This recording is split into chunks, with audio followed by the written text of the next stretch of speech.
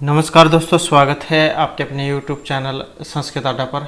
दोस्तों, आज की जो वीडियो इसमें हम करने वाले हैं आपका TGT PGT PRT में कोई सा भी एग्ज़ाम हो, जैसे कि आपको पता ही है जो EMRS जो है एकलव्य मॉडल रेजिडेंशियल स्कूल, इसमें भी आपकी TGT PGT की जो वैकेंसियाँ निकली हुई है और ये जो क्वेश्चन है इसके अलावा आपके अन्य जो एग्ज़ाम है उनमें भी ये काम आएंगे, क्योंकि सभी क्वेश्चन जो है यहाँ पर महत्वपूर्ण है और एग्ज़ाम में जो है इसी प्रकार के क्वेश्चन आपके पूछ जाते हैं। और आज की जो वीडियो है इसमें हम आपकी कादम्बरी जो है कादम्बरी कथामुख इसके जो महत्वपूर्ण क्वेश्चन हैं उनको करने वाले हैं। इससे पहले हमने आपके जो यहाँ पर इससे पहले के जो क्वेश्चन हैं 599 तक में हमने जो इससे पहले वाली वीडियो में किए थे, और आज की वीडियो में हम इससे आगे के जो महत्वपूर्ण क्वेश्चन है उनको करेंगे। और अगर आप हमारी इनसे पहले वाली वीडियो को देखना चाहते हैं तो इसे आप हमारे चैनल की प्लेलिस्ट में जाकर देख सकते हैं, और आप हमारा जो टेलीग्राम ग्रुप है उसे भी ज्वाइन कर सकते हैं। इनका लिंक आपको इस वीडियो के डिस्क्रिप्शन में मिल जाएगा। और वीडियो शुरू करने से पहले अगर आपने अब तक हमारे चैनल को सब्सक्राइब नहीं किया तो सब्सक्राइब कर लीजिएगा। और इसके अलावा एक जो महत्वपूर्ण अपडेट रहेगी, जिसने भी UGC नेट संस्कृत का एग्ज़ाम दिया था तो उनका जो रिजल्ट आ चुका है, आप अपने कट ऑफ मार्क्स देख सकते हैं। वो वाली वीडियो आपको इस वीडियो के अंत में मिल जाएगी। तो हमारा यहाँ पर पहला क्वेश्चन है, कादम्बरी नायिका है, स्वकीय है, परकीय है, माननीय है या इनमें से कोई सी भी नहीं है। तो कादम्बरी क्या है? नायिका है। और नायक कौन है? चंद्रपीड़ नायक हो गए, कादम्बरी नायिका है। और कादम्बरी जो है ये महर्षि भारद्वाज के द्वारा रचित है। अब यहाँ पर यह नायिका के बारे में पूछा गया है, तो इसमें जो आंसर है ऑप्शन ए स्वकीय भी माना गया है, और जो ऑप्शन बी है परकीय यह भी माना गया है। तो इस प्रकार के क्वेश्चन एग्जाम में कई बार उलझाने के लिए भी आ जाते हैं, या उसमें स्वकीय दे दिया जाएगा या परकीय। तो यहाँ पर इन दोनों को माना गया है। कादम्बरी के नायक चंद्रपीड़ है। अब जो चंद्रपीड़ है ये किस प्रवृत्ति के हैं, क्योंकि जो नायक हैं वो 4 प्रकार के होते हैं। तो कादम्बरी में जो नायक आए हैं चंद्रपीड़, ये धीरोदात्त प्रवृत्ति के हैं। धीरोदात्त, धीर उदात्त कह सकते हैं आप। तो इस प्रवृत्ति के इनको माना गया है। और कादम्बरी जो है विवाह से पूर्व प्रक्रिया मुग्धा नायिका है, किंतु विवाह के बाद में यह सब किया मध्य नायिका हो जाती है। तो इस प्रकार से जो है यहाँ पर ये दोनों माना गया है, स्वकीय भी और परकीय भी। उसके बाद जो नेक्स्ट आ जाता है हमारा अपरिणाम उपशमः दारुण मद है। यहाँ पर ये जो कथन है धन, लक्ष्मी, पराक्रम या विद्या, तो किन के लिए आया है? और इसका जो संबंध है ऑप्शन रहेगा सी से, अपरिणाम उपशमः दारुण मद है। तो ये जो यहाँ पर कथन है जो लक्ष्मी है इनके लिए आया है। शुकनाथ जो इसमें लक्ष्मी के बारे में बताते हुए तारापीड़ का जो पुत्र है चंद्रपीड़, इनसे कहते हैं कि धन संपत्ति का जो मद होता है वह अंतिम अवस्था में भी शांत नहीं होता।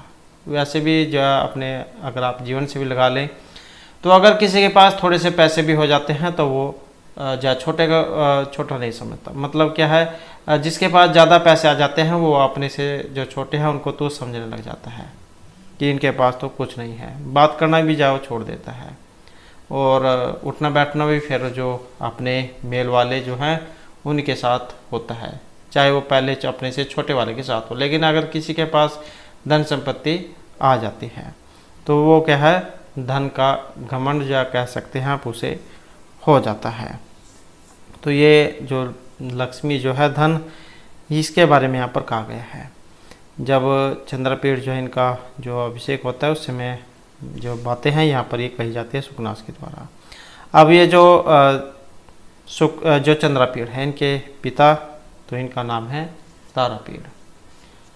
तो लक्ष्मी धन संपदा जो उसके बारे में यहाँ पर बताया गया है, जिसके पास आ जाती है तो उसे घमंड हो जाता है, और इसे रोक के रखना भी बहुत कठिन बताया गया है। वैसे तो ये मिलती नहीं है, अगर किसी के पास हो जाए तो उसके पास रुकती भी नहीं है। नेक्स्ट है अपगत मंगले ही मनसी विशंति सुखीन गुण। तो यहाँ पर इनमें क्या आएगा, न एज योग, यौवन या उपदेश। अपगतमले ही मनसी विशंति सुखेन उपदेश गुणा। तो यहाँ पर जो है ये जो उपदेश है इनके बारे में बताया गया है।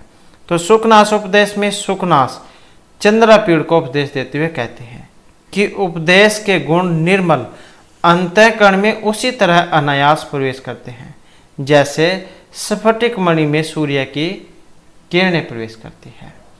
तो यहाँ पर जो है ये भी जो उपदेश के समय के ही संदेश है जब राज्याभिषेक हो रहा होता है।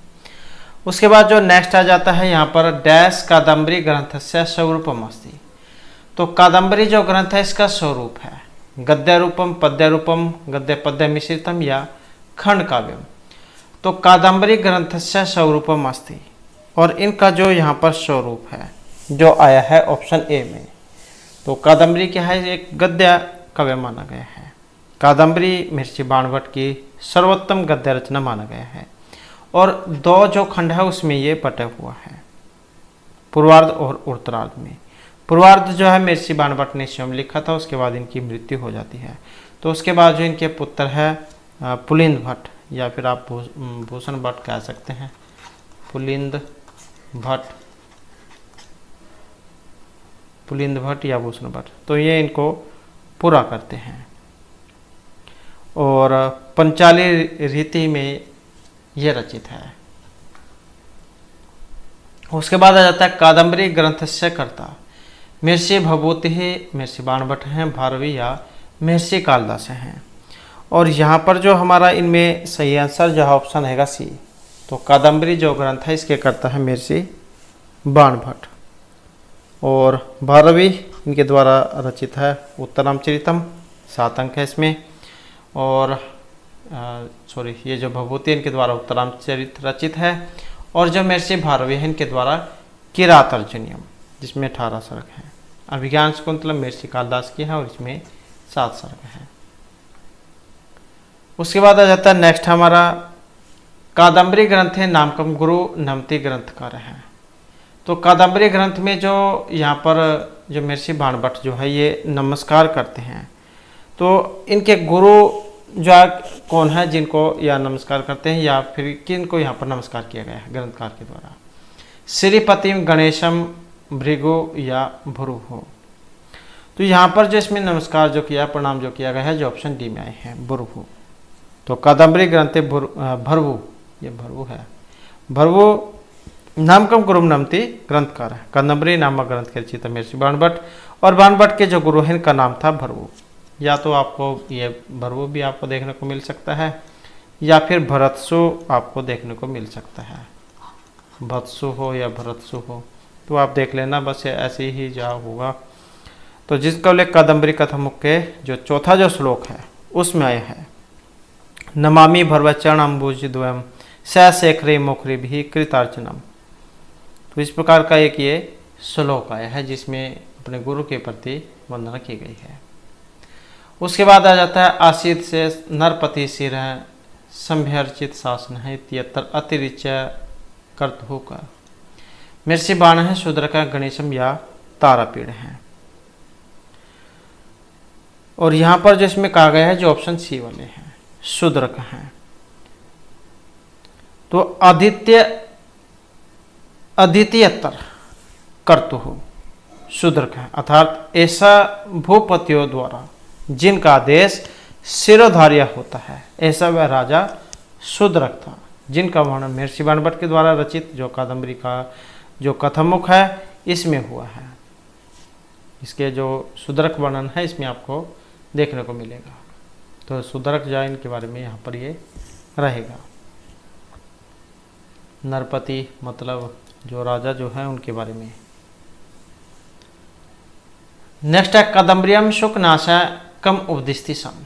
जो कादम्बरी जो है इसमें शुकनाश में किन को उपदेश दिया गया था? रामम, चंद्रपीड़म, श्री कृष्णम या त्रिशुकी में अपनी, मतलब इन तीनों में से कोई भी नहीं।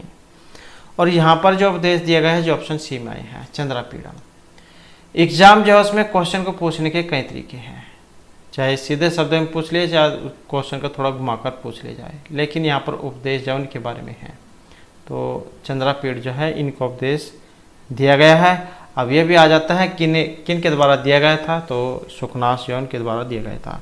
तो कादम्बरी है, शुकनास है, चंद्रपीड़म उपदेशम, अर्थात कादम्बरी के जो शुकनास उपदेश में मंत्री शुकनास के द्वारा चंद्रपीड़ को उपदेश दिया गया था।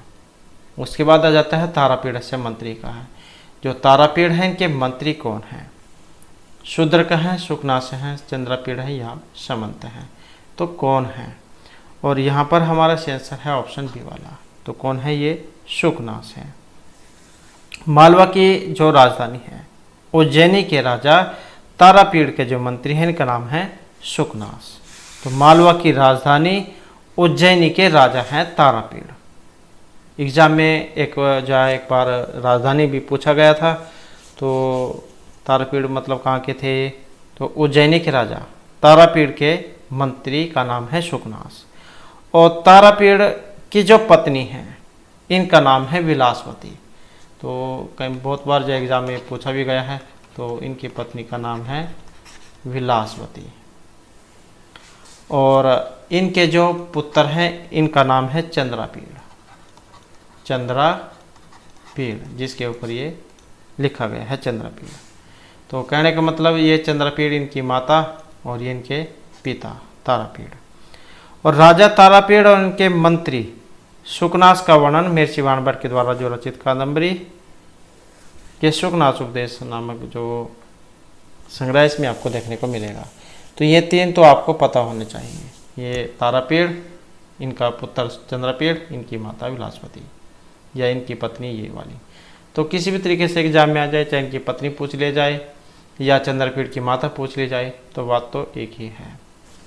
नेक्स्ट है कादम्बरी कथा काव्य से नायक कहाँ का? कादम्बरी जो कथा काव्य है इसके नायक महर्षि वाणभट्ट हैं, वैशंपायन है, पुंडरीका या फिर चंद्रपीड़ हैं। तो नायक कौन है? तो नायक तो इसमें चंद्रपीड़ है। नायिका कौन है जिसके ऊपर ये नाटक है? कादम्बरी। तो ये इसकी नायिका हो गई। और इसमें जो है चंद्रपीड़ जो है इनके 3 जन्म की कथा का वर्णन है। 3 जन्म चंद्रमा, या वैसे नहीं अगर आपके याद रहता है कि कौन कौन से थे, तो शुरू में क्या है? चंद्र है, तो चंद्रमा ही हो गया। दूसरा कौन सा हो गया? चंद्रपीड़ हो गया। तीसरा कौन सा हो गया? शूद्रक हो गया। तो 2 तो आप याद रख ही सकते हैं, चंद्रमा, चंद्रपीड़ और शूद्रक। तो तीनों को आप आसानी से याद रख सकते हैं। नेक्स्ट आ जाता है शुकनास उपदेश अनुसार लक्ष्मी ही सरस्वती प्रगृहीतम जन्म कस्मात न अलिंगति। तो जब यह शुकनास जो है उपदेश देते हैं, इनके अनुसार जब ये उपदेश दे रहे होते हैं तो लक्ष्मी सरस्वती प्रगृहीतम जन्म कस्मात न अलिंगति, तो किस कारण से आलिंगन नहीं करती है? ईर्ष्या कारणात्, अपवित्रम इव मन्यमानः, अनिमित्तम इव मन्यमानः या पताग्निम इव मन्यमानः। तो यहाँ पर जो सी आंसर है ऑप्शन रहेगा ए वाला, ईर्ष्या कारणात्, ईर्ष्या के कारण से। तो ये जो शुकनास उपदेश अनुसार लक्ष्मी ही सरस्वती प्रगृहीतम जन्म ईर्ष्या कारणात् न लिंगति, अर्थात शुकनास उपदेश के अनुसार लक्ष्मी विद्वान का ईर्ष्या के कारण आलिंगन नहीं करती है। और इसका जो ये पूर्वार्ध भाग है इसमें इनके बारे में वर्णन हुआ है। उसके बाद आ जाता है कादम्बरी कथानुसारम सुख है पूर्व जन्मनि आसीत। तो कादम्बरी की जो कथा है इनके अनुसार जो सुख है, तोता जो है उनके बारे में है ये सुख। तो ये पूर्व जन्म में कौन थे? वैशंपायन है, कपिंजल है, शूद्रक है या चंद्रपीड़ है। तो पहले जन्म में ये कौन थे? और यहाँ पर हमारा जो से आंसर है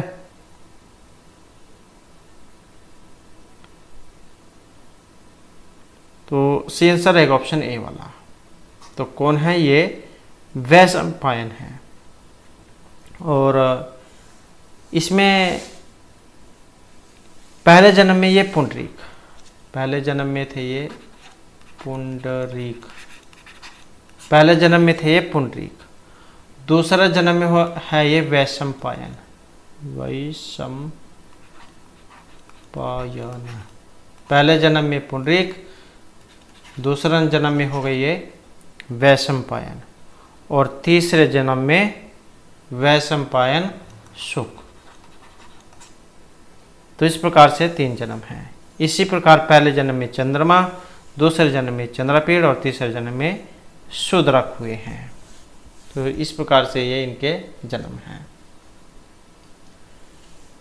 नेक्स्ट आ जाता है जाबाली आश्रम वर्णनम विद्यते अत्र। महर्षि जाबाली के जो आश्रम का वर्णन हुआ है, दश कुमार चरितम, वासुदत्ता, शिवराज विजय, कादम्बरी। तो यहाँ पर जो हमारा आंसर ऑप्शन रहेगा डी वाला, तो कादम्बरी में है। उसके बाद आ जाता है वेतरवती नदी किस नगरी में स्थित थी? अलका, उज्जैनी, विदिशा या फिर अवंती में। तो वेतरवती नदी किस नगरी में स्थित थी?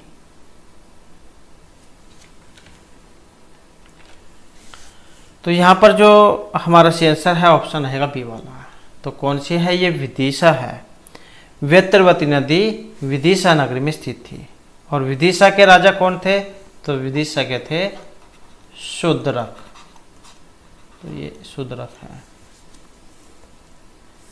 शूद्रक जैन की राजधानी थी। और ये जो महर्षि कालिदास के द्वारा जो रचित है मेघदूत, इसमें भी जैन के बारे में जो वर्णन है हुआ है। उसके बाद जो नेक्स्ट हमारा यहाँ पर क्वेश्चन आ जाता है सतन युगम अशुष्णातम। ये एक जो है श्लोक है, सतन युगम अशुष्णातम समीप तरवर्ती हृदय शोकाग्नि चरती विमुक्तारम वर्तमीय भवता रिपु स्त्रीण्यम। इस प्रकार का एक ये श्लोक है। तो कादम्बरी कथा मुख्य श्लोकस्य वक्ता, इसके कहने वाले कौन है? जाबाली है, शूद्रक है, शुकनास है या फिर वैशंपायन है। तो कहने वाले कौन है? जो यहाँ पर ऑप्शन डी में आए हैं। तो ये वैशंपायन जो होता है ये इनके कहने वाले हैं। तो यह श्लोक वैशंपायन शुक के द्वारा राजा शूद्रक के सम्मान में आर्य छंद में और दाहिना पैर उठाकर उनकी सभा में कहा गया था। उसके बाद है महर्षि बाणभट्टस्य गद्य रीति रास्ती। महर्षि बाणभट्ट की गद्य रीति पांचाली, वैदर्भी, गौड़ी या लाटी। तो महर्षि बाणभट्ट के किन के लिए जाना जाता है? जो ऑप्शन रहेगा ए वाला। तो महर्षि बाणभट्ट को पांचाली रीति के लिए जाना जाता है। और इनके बारे में कहा जाता है पांचाली रीति के बारे में शब्दार्थियों समह गुंफ है पांचाली रीतिर इष्यते। नेक्स्ट आ जाता है शुकनास ने किसे उपदेश दिया था? तारापीड़, वैशंपायन, पुंडरीक या चंद्रापीड़ को। तो शुकनास ने किसे उपदेश दिया था? और यहाँ पर जो हमारा इसमें सही आंसर है ऑप्शन रहेगा सी वाला। तो ये जो चंद्रापीड़ जो है इनको दिया गया था। तो युवराज पद पर अभिषेक के समय मंत्री शुकनास ने चंद्रापीड़ को अत्यंत सारगर्भित उपदेश दिया था। उसी समय चंद्रापीड़ को इंदिरा आयुध नामक घोड़ा और पत्तर लेखा नामक दासी भी मिली थी।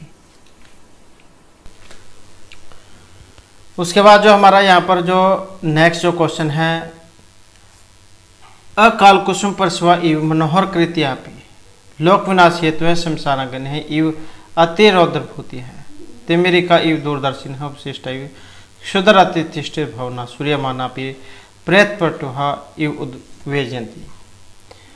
तो यहाँ पर तो इसमें पूछा गया कि ये जो गद्यांश जो है ये रचना है शिवराज विजय, उत्तरामचरितम, कादम्बरी जो शुकनास उपदेश है, ये दश कुमार चरित से। यहाँ पर तो इसमें सी आंसर है ऑप्शन सी वाला। तो कादम्बरी जो है उसमें से तो ये ली गई है। और यहाँ पर जो है वेश्या और जो शमशान में जो फूल खिला होता है उनके बारे में बताया गया है। जैसे एक वेश्या होती है वो कभी भी व्यक्ति का जो है भलाई अच्छाई नहीं चाहती है, वह उसको कभी भी छोड़कर चली जाती है और उसका जो है अंत में विनाश ही होता है।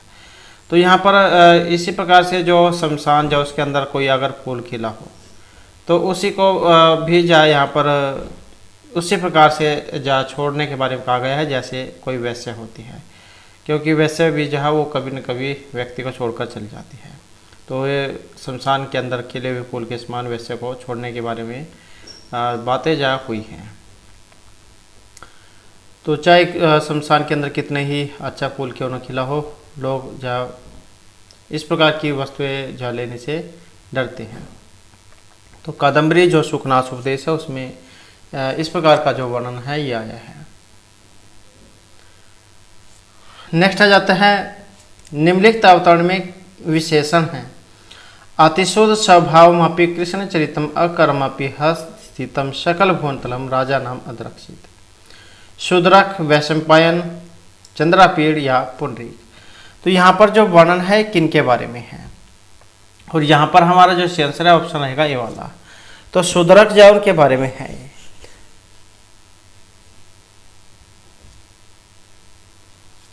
उसके बाद जो नेक्स्ट क्वेश्चन आ जाता है, महर्षि जो बाणभट्ट है इनका समय जो यहाँ पर पूछा गया है।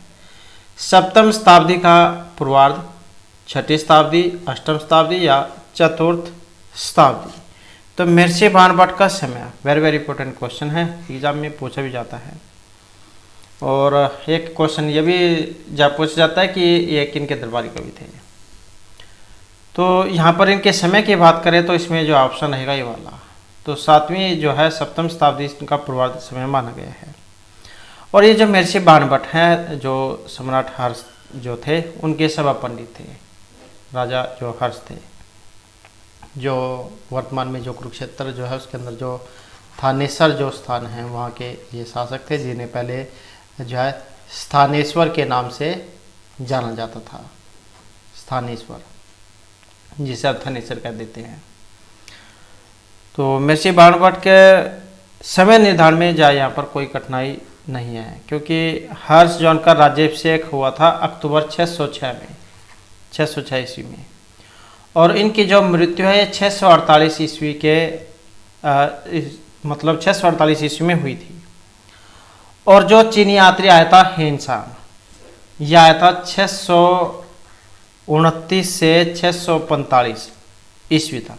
तो ये भारत जा घूमने के लिए आया था। और जो हर्षसेन के निकट ये संपर्क में आया था, मतलब इनके जो समय है इसमें आया था चीनी यात्री हेनसांग। तो इसलिए जो महर्षि बाणभट्ट जो उनका समय यहाँ पर 7वीं शताब्दी का जो पूर्वार्ध है ये माना गया है। जैसे ये क्वेश्चन जो है एग्जाम में भी पूछा जाता है, जो चीनी यात्री जो आए थे हेनसांग, ये किन के मतलब कौन से राजा के समय में आए थे। तो श्री हर्ष के समय में भारत यात्रा पर। उसके बाद जो क्वेश्चन आ जाता है, कादम्बरी की कथा है कल्पना प्रसूत है, ऐतिहासिक आत्मकथा या पूर्णतः कल्पनाजन्य है। तो ये जो कादम्बरी की जो कथा ये किस प्रकार की है, और इसको जो माना गया है तो ये कल्पना प्रसूत जो है इसको माना गया है, जिसमें 3 जन्म की कथा जो है उस पर आधारित है ये। उसके बाद जो नेक्स्ट आ जाता है, कादम्बरी में कितने जन्मों की कथा का वर्णन है, 2, 3, 4 या फिर 5। तो कादम्बरी में कितने जन्मों की कथा का वर्णन है, यहाँ पर जो इसमें वर्णन हुआ है जो ऑप्शन बी में है, अर्थात 3 जन्मों की जो कथा उनका वर्णन है।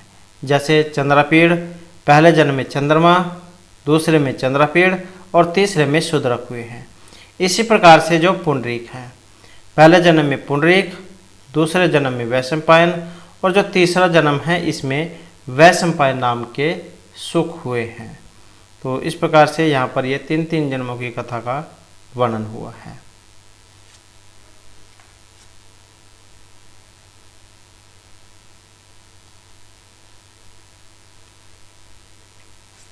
उसके बाद क्वेश्चन आ जाता है, ऐश्वर्यम तिमिर अंधत्वम यह कथन किस ग्रंथ का है। शुकनासोपदेश में जो कादम्बरी है, प्रश्नोत्तर नीति शतकम या मेघदूतम।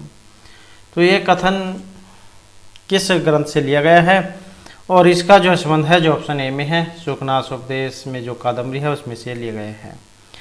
ऐश्वर्य रूपी तिमिर अंधत्वम अंजन रूपी शिलाका के उपयोग से भी दूर नहीं किया जा सकता। तो इस प्रकार का एक ये कथन आया था, ऐश्वर्य तिमिर अंतम, ऐश्वर्य रूपी तिमिर अंतम अंजन रूपी शिलाका के उपयोग से दूर नहीं किया जा सकता।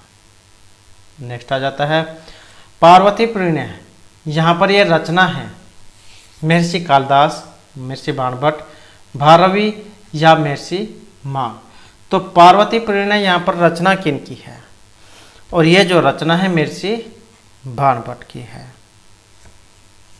इसमें जो पार्वती है इनके विवाह का जो वर्णन है दिखाया गया है। नेक्स्ट आ जाता है शूद्रक। महर्षि शूद्रक जो यहाँ पर अवतार थे पुंडरीक, वैशंपायन, पृथु या चंद्रपीड़ के। तो शूद्रक जो है यहाँ पर अवतार थे और ये है जो ऑप्शन डी में आए हैं चंद्रपीड़ के।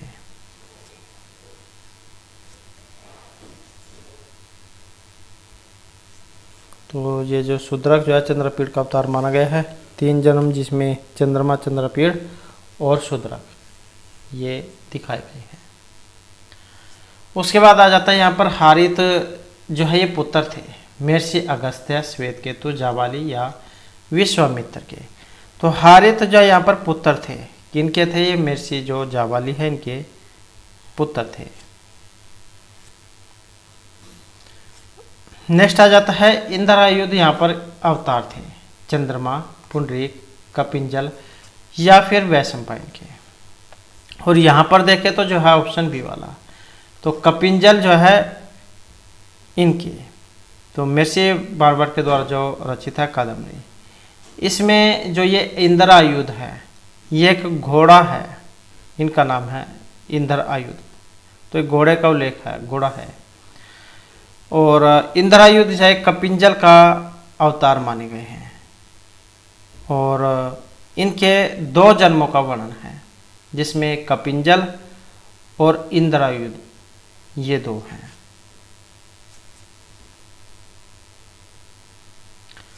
उसके बाद है अति गहनम तम है यौन प्रभम। यह सूक्ति किस ग्रंथ से ली गई है? कादम्बरी, मृच्छकटिकम, नलचंपू या अभिज्ञान शकुंतलम से। तो अति गहनम तम है यौन प्रभम, इसका जो संबंध है ऑप्शन है ए से। तो कादम्बरी में से ली गई है। क्या इसमें कहा गया है कि यौवन काल में उत्पन्न अंधकार अत्यंत गहन होता है। अति गहनम तम है मतलब अंधकार, यौवन प्रभम, जिस टाइम कह सकते हैं कि ये जो जवानी जो होती है युवा अवस्था, तो इसमें जो व्यक्ति जो है वो गलत कार्य की तरफ तेजी से भागता है, इतना अच्छाई की तरफ नहीं जाता जितनी बुराई की तरफ जाता है। कहने का मतलब है कि उल्टे काम जो है उसमें जो दिमाग है वो ज़्यादा भागता है। तो इसमें जो ऑप्शन रहेगा ए वाला कादम्बरी।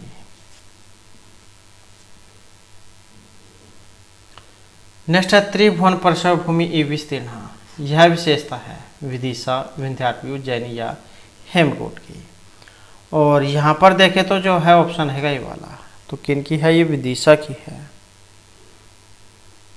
विदिशा जो नगरी है राजा जो शूद्रक इनकी राजधानी थी, जो सत्ययुग की तरह पुण्य रूपा मानी गई है।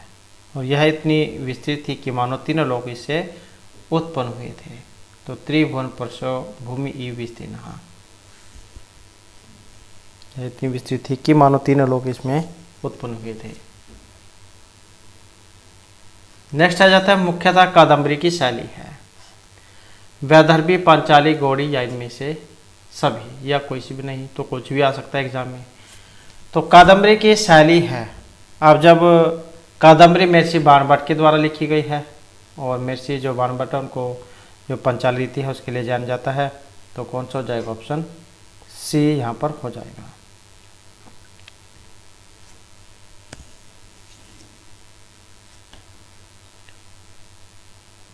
उसके बाद नेक्स्ट आ जाता है शुकनाशोपदेश कि विषय वस्तु में निम्न में से कौन सा एक सुमेलित नहीं है? युवा अवस्था जन्य विकार, लक्ष्मी मद, उत्तराधिकारी के प्रति लापरवाही या ऐश्वर्य संबंधी दोष। तो शुकनाशोपदेश की विषय वस्तु में इनमें से कौन सा एक सुमेलित नहीं है? और यहाँ पर जो इनमें सुमेलित नहीं है जो ऑप्शन सी में है उत्तराधिकार के प्रति लापरवाही। और जो दूसरा खंड है उसमें जो इनके बारे में वर्णन हुआ है। उसके बाद नेक्स्ट आ जाता है पुरुषोत्तम अमरतापी खल जनप्रिय है। यह उक्ति है किन के लिए है? चंडाल कन्या, महाश्वेता, कादम्बरी या फिर लक्ष्मी के लिए। तो पुरुषोत्तम अमरतापी खल जनप्रिय, यह उक्ति किन के लिए है? और ये जो आई है ऑप्शन जो डी में है, तो लक्ष्मी जौन के लिए है, जिसका मतलब कि सर्वोत्तम व्यक्ति से प्रेम करने वाली है फिर भी दुष्टों की प्यारी है। पुरुषोत्तम अमरतापी खल जनप्रिय।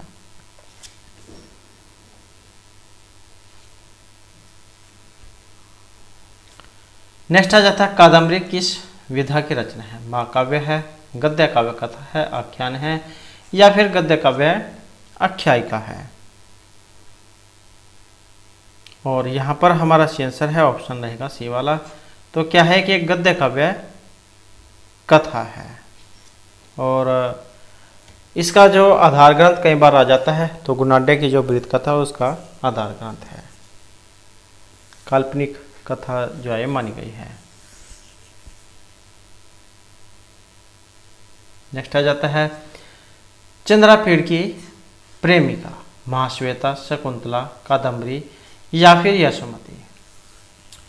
तो चंद्रापीड़ की प्रेमिका एग्जाम है, एग्जाम में क्वेश्चन को कई तरीके से पूछा जा सकता है।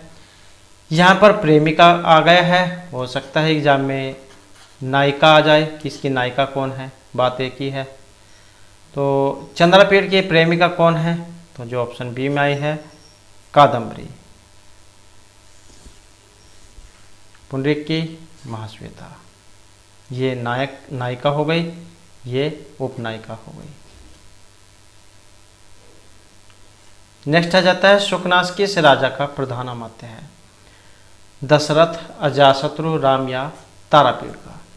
तो किस राजा का प्रधान अमात्य है, अमात्य जो है यहाँ पर मंत्री जो है उनको कह देते हैं। तो तारापीड़ के मंत्री जो है ये शुकनास हैं,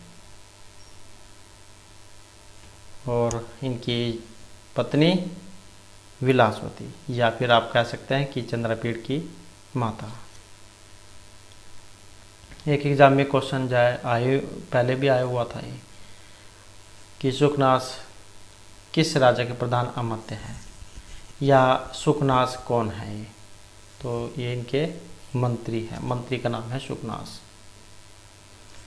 नेक्स्ट है कादम्बरी कथा के विषय में कौन सी बातें गलत हैं। शुक ने शूद्रक को सुनाया था, जाबाली ने शुक को सुनाया था, महाश्वेता ने चंद्रापीड़ को सुनाया था, या शुकनास ने चंद्रापीड़ को सुनाया था। तो कादम्बरी जो कथा है इसके विषय में कौन सी बात यहाँ पर एक गलत है। अब यहाँ पर एक जो कथन गलत है, गलत जो है ऑप्शन डी वाला है।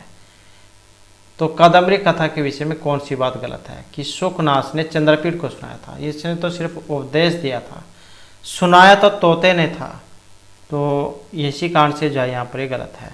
जाबाली ने शुक को सुनाया, शुक ने शूद्रक को सुनाया, और महाश्वेता ने चंद्रापीड़ को सुनाया था। तो ये जो है शुकनास ने चंद्रापीड़ को उपदेश दिया था, तो यही जो यहाँ पर गलत हो जाता है।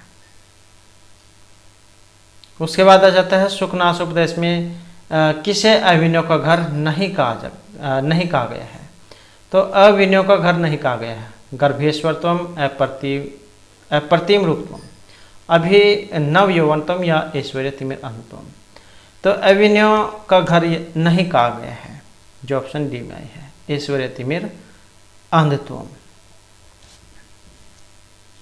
नेक्स्ट आ जाता है लक्ष्मी मद कैसा होता है। मद मतलब जो मोह है उससे आप लगा सकते हैं, जिसके पास धन लक्ष्मी हो जाता है, पैसे हो जाते हैं। तो ये यहाँ पर इसका जो मद है, मदिरा पान के समान है, विष पान के समान है, शीघ्र विनाशी है, या फिर अंतिम अवस्था में भी नष्ट न होने वाला है। तो मोह माया जो होती है इसमें व्यक्ति को हर समय यही रहता है, चाहे किसी के पास कितना भी धन हो, चाहे आप अंबानी अडानी से लगा लो, चाहे उनके पास कितना ही धन संपत्ति है, चाहे पूरे भारत के अमीर व्यक्ति हैं, लेकिन तब भी जहाँ उनके अंदर यही है कि हम पूरे वर्ल्ड से जो है अमीर हो।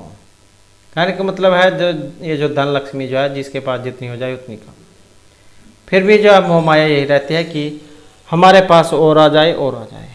तो इसी को जो है यहाँ पर अंतिम अवस्था में भी नष्ट न होने वाला कहा गया है। उसके बाद जो नेक्स्ट आ जाता है हमारा, किस प्रकार के राजा का आदेश सिद्ध योगी के समान सफल होता है। प्रचुर धन वाले का, अतिशय बलवान का, आरूढ़ प्रताप वाले का, या फिर सरल व्यवहार वाले का। तो किस प्रकार के राजा का आदेश सिद्ध योगी के समान सफल होता है। और यहाँ पर देखें तो जो है ऑप्शन सी हमारा रहेगा। तो यह है आरूढ़ प्रताप वाले। राजा का जो आदेश है वो सिद्ध योगी के समान सफल होता है। आरूढ़ प्रताप ही राजा सिद्ध आदेश हैं भवती। उसके बाद जो नेक्स्ट क्वेश्चन आ जाता है, बिना जल वाला स्नान कौन सा है? धूप स्नान, मानसिक स्नान, मंत्र स्नान या गुरु उपदेश रूपी स्नान। और बिना जल वाला जो स्नान है ये गुरु के जो उपदेश है उनको माना गया है। तो गुरु के उपदेश ऐसे होते हैं जो बिना नहाए हुए भी उसको साफ कर देते हैं, उसकी जो भी मलिनता है उसके अंदर, उनके मन के अंदर उनको साफ कर देते हैं। तो गुरु उपदेश जो यहाँ पर बिना जल वाला स्नान कहा गया है। नेक्स्ट है, किस प्रकार का व्यक्ति उपदेश देने का पात्र होता है? ज्ञानी, प्रौढ़, पठनशील या फिर संसारिक विषय आस्वाद से रहित। तो किस प्रकार का व्यक्ति उपदेश देने का पात्र होता है? और यहाँ पर देखें तो जो है ऑप्शन ए वाला, तो ये जो ज्ञानी व्यक्ति जो है उनको माना गया है। तो ज्ञानी पुरुष उपदेश देने का पात्र होता है, वह अपने ज्ञान रूपी प्रकाश के द्वारा समाज का जो अंधकार है वो मिटा देता है। नेक्स्ट आ जाता है, कादम्बरी में किन के 3 जन्मों की कथा का वर्णन है? तारापीड़, कपिंजल, चंद्रपीड़ या फिर पुंडरीक। और यहाँ पर जो 3 जन्मों की जो कथा आई है जो ऑप्शन बी में है, तो चंद्रपीड़ जो है इन्हीं के 3 जन्मों की जो कथा है यहाँ पर इसमें आई है। उसके बाद जो नेक्स्ट आ जाता है, चंद्रपीड़ जो है इनके पिता का नाम। और यहाँ पर जो ये क्वेश्चन है आपको इसी वीडियो में ही ये याद हो जाएंगे। अगर आप इसी वीडियो को 1-2 बार ध्यान से पढ़ लेते हैं तो जो आपकी संपूर्ण जो कादम्बरी है आपको इसी वीडियो में ही याद हो जाएगी। तो यहाँ पर चंद्रपीड़ जो है इनके पिता का नाम, पुंडरीक, तारापीड़, कपिंजल या फिर सुखनाश। और यहाँ पर हमारा जो आंसर है ऑप्शन आएगा सी वाला। तो कौन है? इनके पिता हैं तारापीड़। माता विलासवती कहाँ के राजा थे? उज्जैनी के राजा थे। उसके बाद जो नेक्स्ट आ जाता है, राज प्रकृति कैसी होती है? विहवला, निर्मला, उज्ज्वला या फिर सुलभा। तो राज प्रकृति कैसी होती है? और राज प्रकृति जो है यहाँ पर हमारा आंसर है ऑप्शन ए वाला, तो इसको विहवला माना गया है। तो राज प्रकृति जो यहाँ पर विहवला मानी गई है। राज्य सुख रूपी जो निद्रा है ये रात्रि के चले जाने पर भी कभी नहीं टूटती। नेक्स्ट आ जाता है, रुचिर स्वर पदारास भावती जगत मनहरती। यह कथन किस कवि की रचना के लिए कहा गया है? महर्षि कालिदास, महर्षि बाणभट्ट, दंडी या फिर श्री हर्ष। और यहाँ पर हमारा जो आंसर है ऑप्शन आएगा सी वाला। तो कौन है? ये महर्षि बाणभट्ट है। नेक्स्ट आ जाता है, विलासवती यहाँ पर किन की पत्नी थी? हो सकता है एग्जाम में पत्नी की जगह पर माता पूछ लिया जाए, तो बात एक ही है। विलासवती किन की पत्नी थी? तारापीड़, शूद्रक, चंद्रपीड़ या सुखनाश। और यहाँ पर हमारा जो आंसर है ये रहेगा ऑप्शन बी वाला, क्योंकि विलासवती जो है तारापीड़ की पत्नी थी और चंद्रपीड़ की माता थी।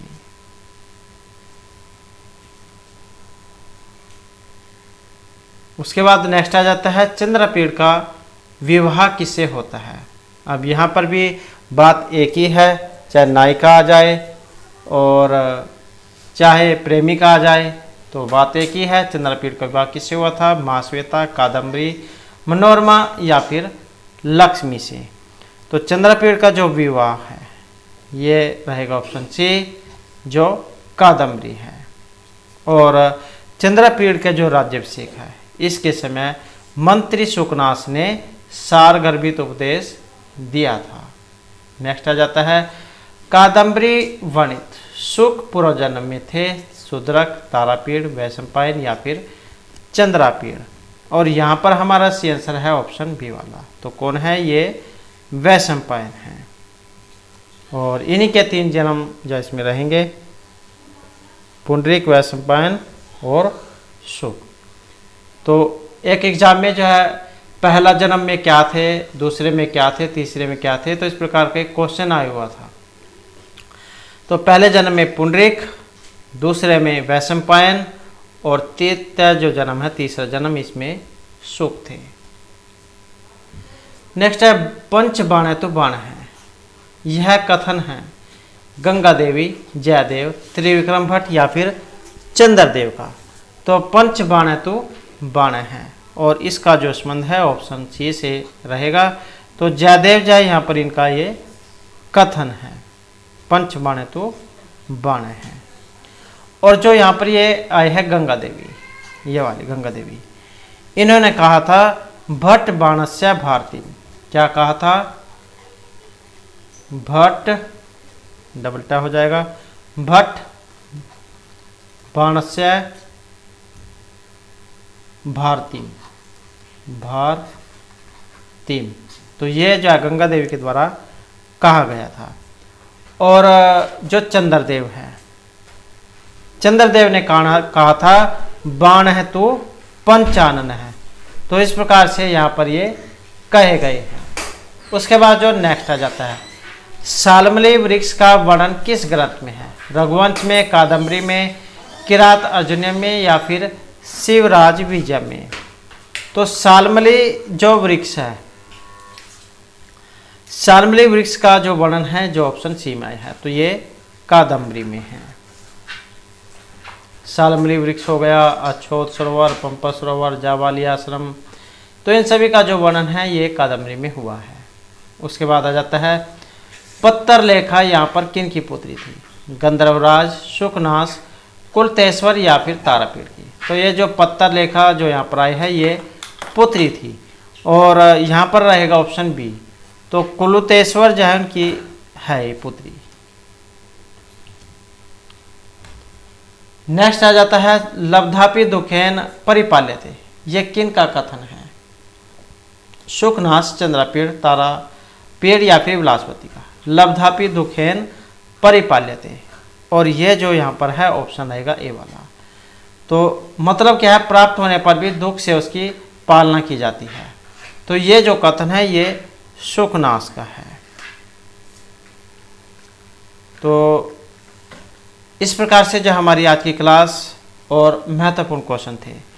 नेक्स्ट जो वीडियो होगी उसमें हम आपके लिए इससे आगे के जो महत्वपूर्ण क्वेश्चन है वो लेकर आएंगे। और अगर आपने अब तक हमारे चैनल को सब्सक्राइब नहीं किया तो सब्सक्राइब कर लीजिएगा। और हमारे साथ अंत बनाने के लिए धन्यवाद।